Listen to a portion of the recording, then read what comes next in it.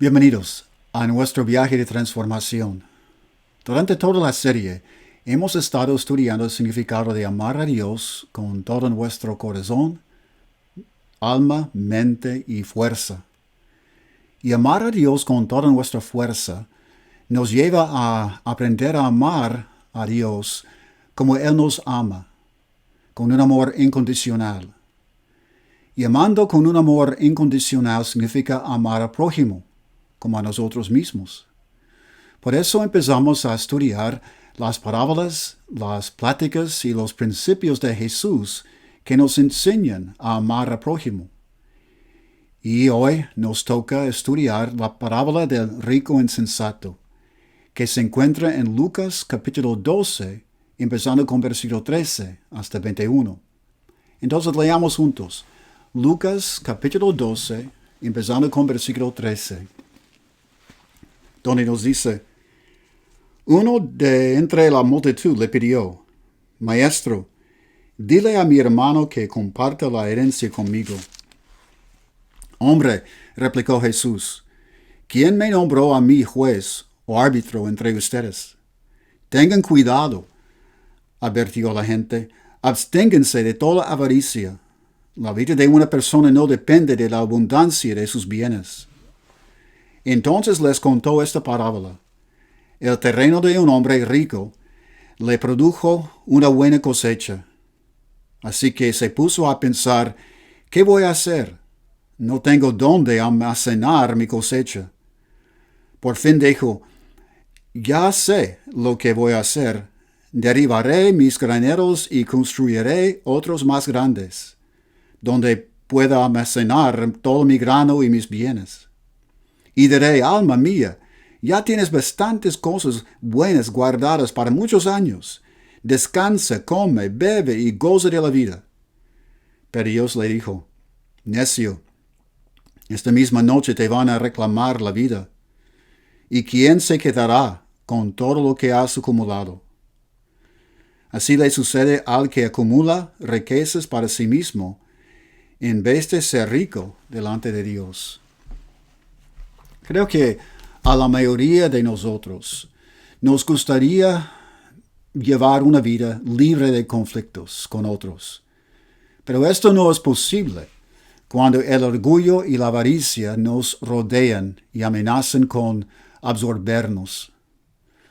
Por supuesto que hay algunos que se sienten energéticos cuando de conflictos se trata y viven para crearlos, pero la mayoría tratamos de evitarlos cuando es posible. Y algunos de los conflictos más difíciles son los que involucran a la familia y amigos.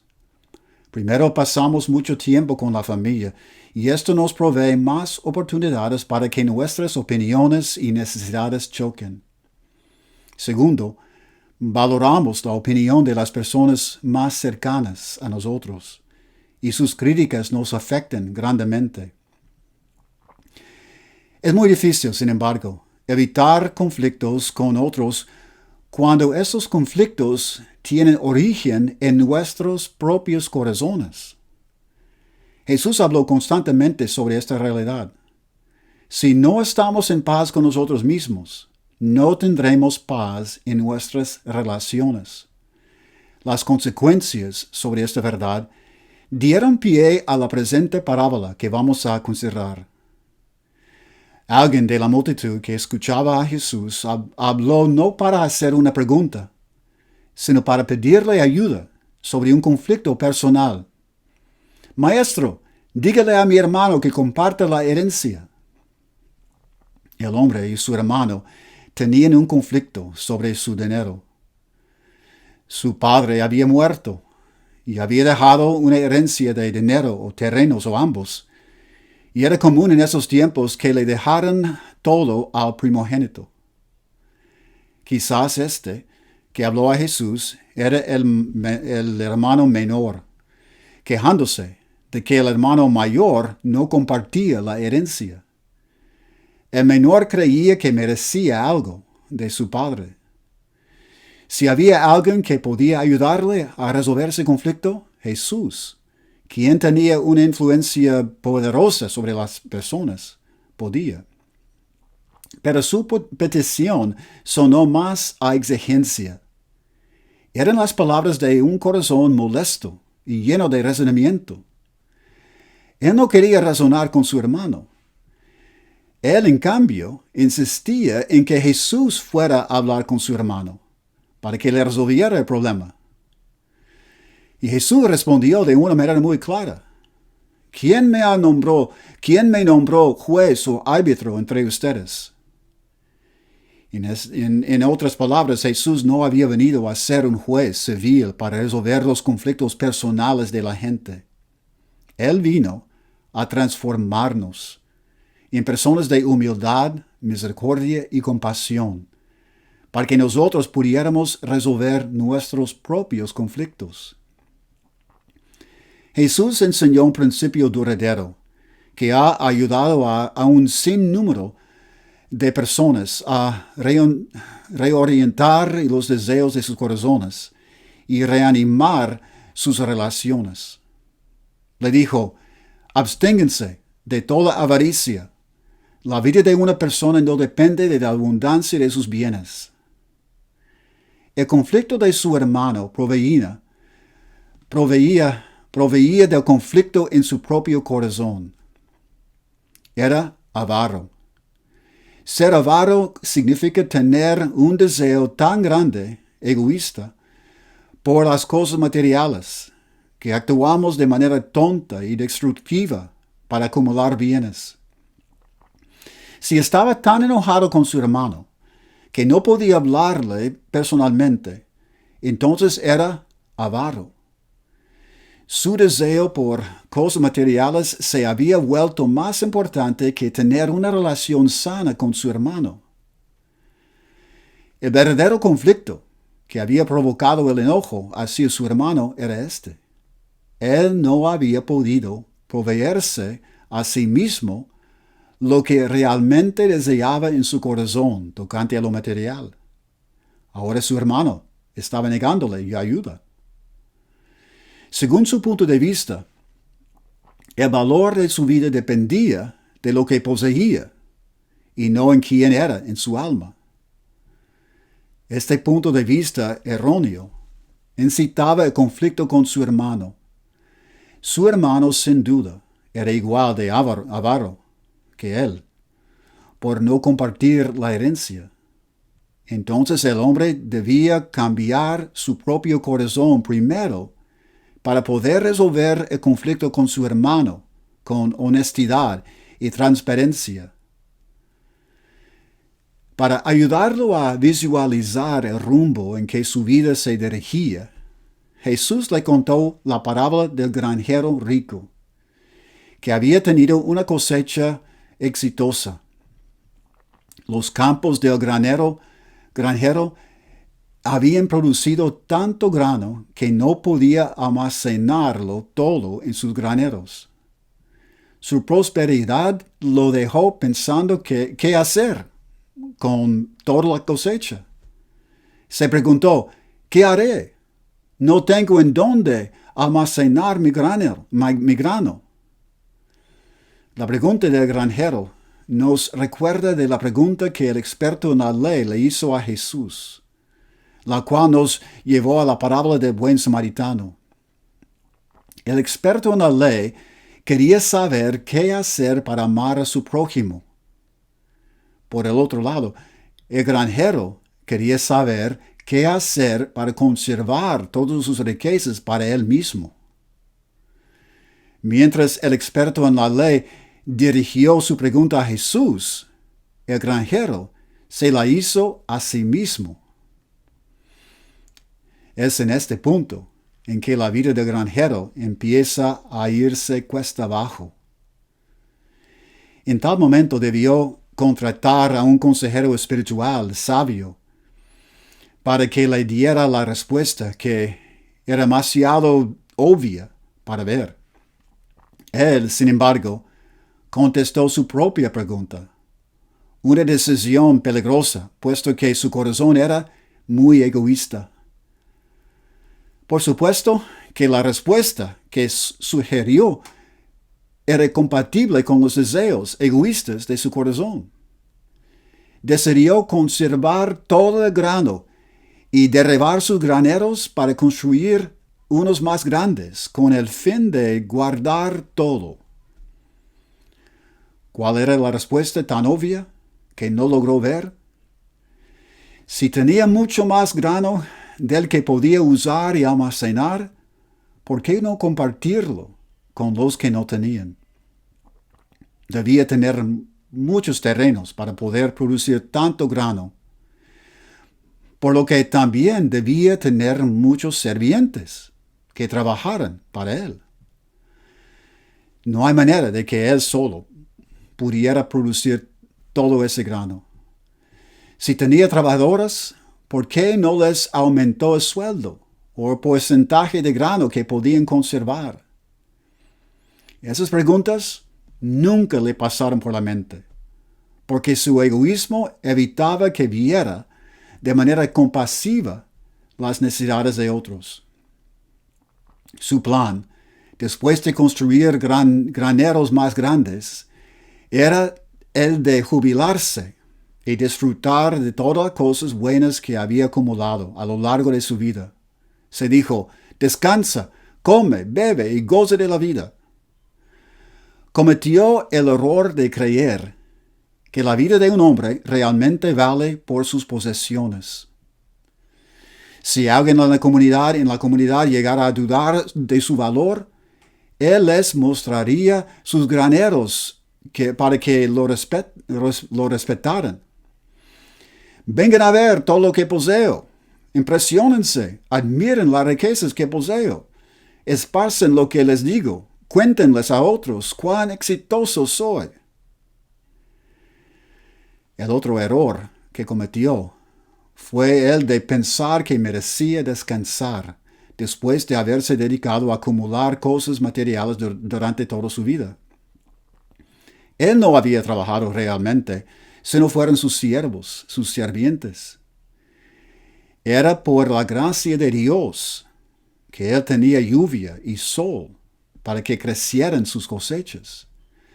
Lo que tenía en realidad era un regalo de Dios, quien esperaba que lo usara para ayudar a otros. Si tenía bastante grano guardado para sí mismo, ¿por qué no continuar trabajando sus campos para poder proveerles a los que no tenían? Jesús llevó la parábola a una conclusión al ponerle fin a la vida de ese hombre, mucho antes de lo que se imaginó. Jesús le dijo a la audiencia: Dios le dijo: necio, esta misma noche te van a reclamar la vida, ¿y quién se quedará con todo lo que has acumulado? ¿Por qué nuestras vidas no dependen de la abundancia de nuestras posesiones materiales? Podemos perderlas, al igual que nuestra vida física, por causa de eventos fuera de nuestro control. ¿Y entonces con qué nos quedamos? ¿De qué depende el valor genuino de la vida de una persona? ¿Cómo podemos evaluar si nuestras vidas han valido la pena de ser vividas? Al finalizar esta parábola, Jesús respondió a esa pregunta. Explicó que la meta de una vida bien vivida es ser rico delante de Dios. En otros pasajes, en el mismo capítulo de Lucas, capítulo 12, Jesús utiliza la frase tesoro inagotable en el cielo y buscar el reino de Dios. Esas tres frases, el ser rico delante de Dios, tesoro en el cielo y buscar el reino de Dios, nos describen la misma meta, que puede darle a nuestras vidas un valor más allá de nuestra existencia material. Para comprender la idea de ser rico ante los ojos de Dios, piense en las monedas utilizadas en países distintos. Cuando se viaja a Europa, se requieren de euros. Cuando se viaja a Japón, se necesitan yenes. En Rusia, rublos. Y en Honduras, lempiras, Guatemala, quetzales, en Nicaragua, colones, México, pesos. En el cielo, las monedas que se aceptan son cualidades de la amabilidad, compasión, misericordia, paciencia, perdón. Y ser rico ante los ojos de Dios significa ser rico con respecto a las cualidades que Él valora. Él mismo es rico en esas cualidades. El apóstol Pablo nos dice en Efesios capítulo 2 que Dios es rico en misericordia. Por esta razón, el granjero rico no podía llegar al cielo cargando con bolsas de grano, pensando que tendrían algún valor allí. Había perdido la oportunidad de ser rico en el cielo al no ser generoso y compasivo con su riqueza terrenal. Al final de la parábola, el pasaje nos deja imaginando cuál habría sido la reacción del hombre que quería que Jesús lo ayudara con su hermano. Esperamos que haya regresado con su hermano para decirle que había aprendido a tener una relación pacífica y amorosa entre ambos, que era mejor y mucho más valioso que cualquier propiedad o dinero. Estaba arrepentido por haber discutido sobre algo que no tenía ningún valor duradero. Y no habría más discusiones, ya no habría más discusiones. Su hermano era su prójimo y lo amaría como a él mismo. Su hermano podría quedarse con la herencia y no habría rencor. Solo esperaba que la usara para ser rico ante los ojos de Dios. Quizás hasta le habría dicho a su hermano que estaría fuera por un tiempo, viajando para seguir a un hombre llamado Jesús. Ahora pensamos en lo que hemos visto. Para entender las cualidades de amor que se manifiestan en esta historia. Hemos visto algo sobre generosidad. Generosidad es dar libremente, sin pensar en recibir algo a cambio. Y la generosidad nos hará ricos ante los ojos de Dios. La avaricia y el egoísmo son tontos, porque nuestras vidas no dependen de la abundancia de nuestros bienes materiales. Vimos compasión también, algo sobre la compasión. Compasión es sentir el sufrimiento ajeno lo suficientemente profundo en nuestro propio ser para querer aliviar el sufrimiento de otra persona. ¿Y qué aprendimos sobre la compasión con el rico insensato? Su preocupación egoísta sobre su vida y placeres no le permitió ver el sufrimiento de otros. El egoísmo, la avaricia le hicieron ciego para no ver la compasión. La paz es estar de acuerdo y en armonía sin conflictos. Jesús nos enseña algo sobre la paz en esta parábola, en esa historia. Para poder resolver el conflicto con su hermano, el hombre primero debía resolver el problema de avaricia en su propio corazón. Practicar la paz en nuestras relaciones es mucho más importante que los bienes materiales. Humildad también. Humildad es una cualidad de amor. Es bajarnos, por ejemplo, al aceptar nuestros errores y satisfacer las necesidades de otras personas primero. ¿Y cómo debió practicar la humildad el rico insensato? Él debió poner las necesidades de los pobres antes que las suyas. Pudo haber servido a sus servientes al ser generoso con ellos. También bondad. Bondad es vivir una vida, vivir de una manera que beneficie a otros. ¿Cómo pudo el hombre rico practicar la bondad? Pudo haber trabajado para traer beneficios genuinos a sus trabajadores, en lugar de solo hablar de su propio beneficio. También hay gratitud.